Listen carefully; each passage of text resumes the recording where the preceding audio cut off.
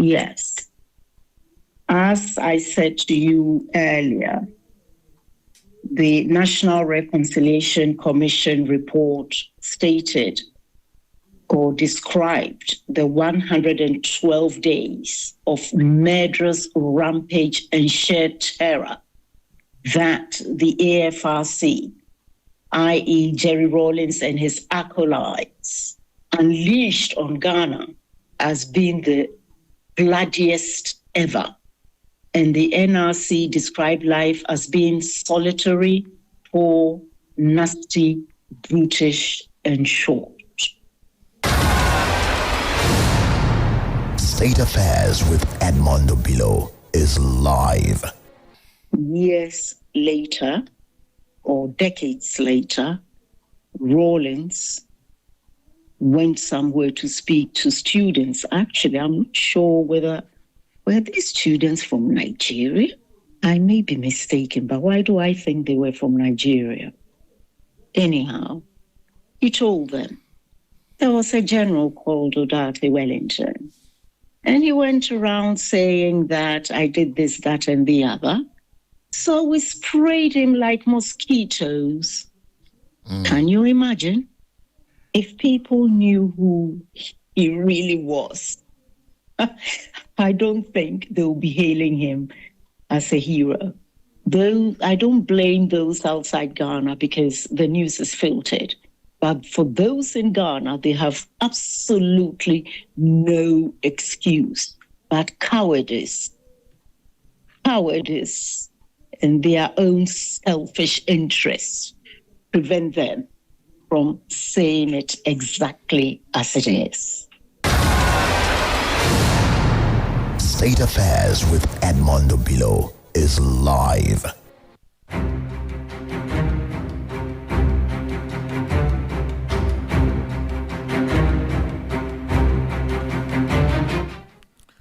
So history returns with a human voice.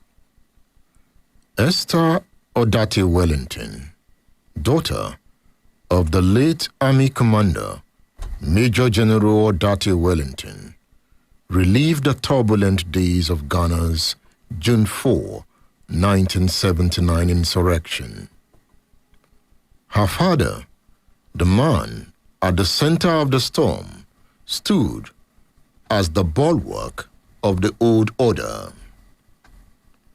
Loyal to the military institution he had sworn to serve, he resisted the junior officers' mutiny with a soldier's discipline and courage.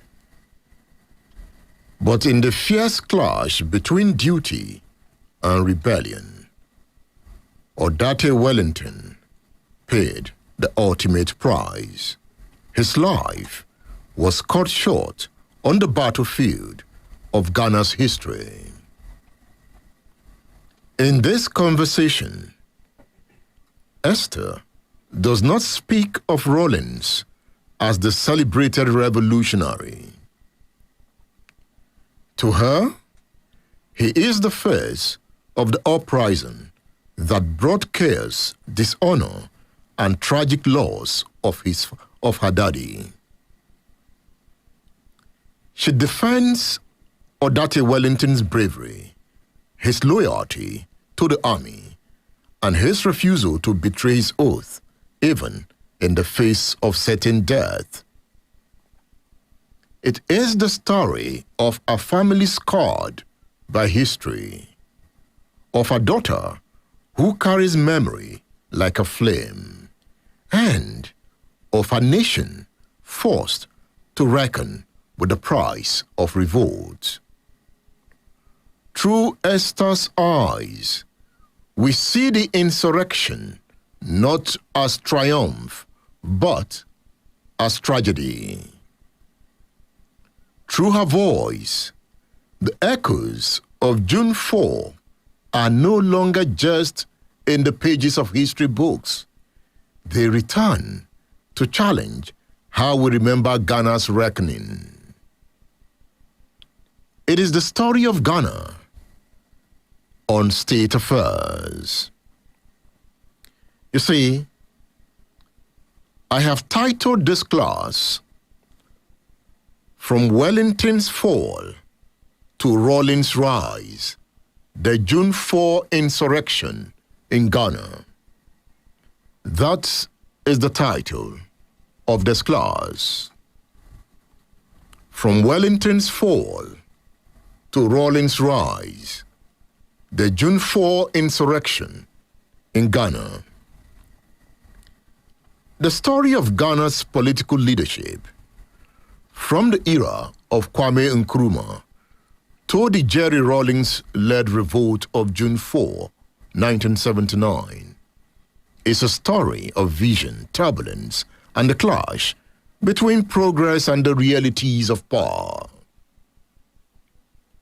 When Ghana won her independence in 1957, Kwame Nkrumah strode onto the stage as the charismatic architect of a new African dawn. Leading the Convention People's Party, he embodied the hopes of a people eager to shake off the colonial yoke and chart their own course. Nkrumah told that story. We felt it. His voice reverberated round the world. The pitch, the energy. It was a new identity for Africa.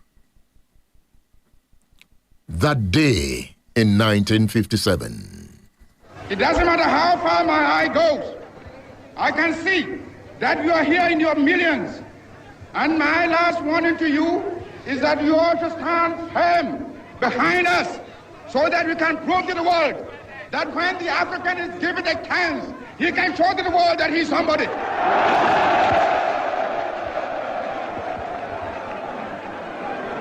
We are waking. We shall no more go back to sleep anymore. Today, from now on, there is a new African in the world. That new African is ready to fight his own battle and show that, after all, the black man is capable of managing his own affairs. We are going to demonstrate to the world, to the other nations, young as we are, that we are prepared to lay our own foundation.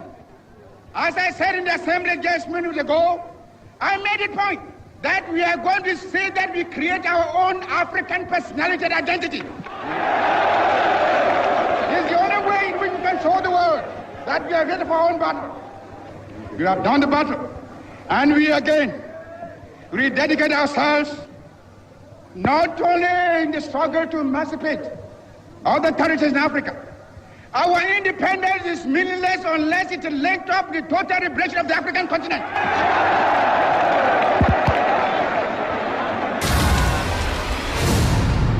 State Affairs with Edmund Obilo is live.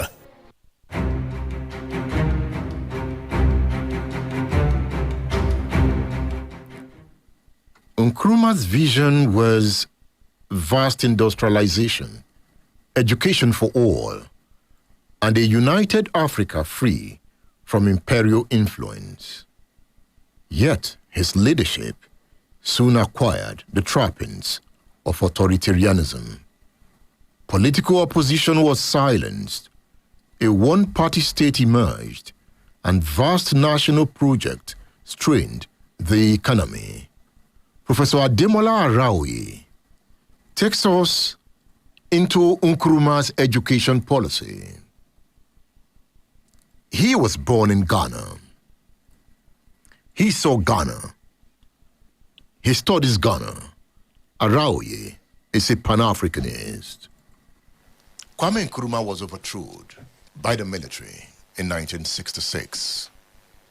What then happened to that education system he created? Well, the educational system Kwame Nkrumah created was solid in terms of the substantive contents of what you learned. Not only that, in the process of forging the African identity, the African personality, which was central to the vision of Kwame Nkrumah, you were also exposed to very iconic representations of his own ideas in teachers that taught you. You had people who were dedicated. You entered Ghanaian secondary schools, primary schools, and you knew the teachers were well trained. They knew what they were about.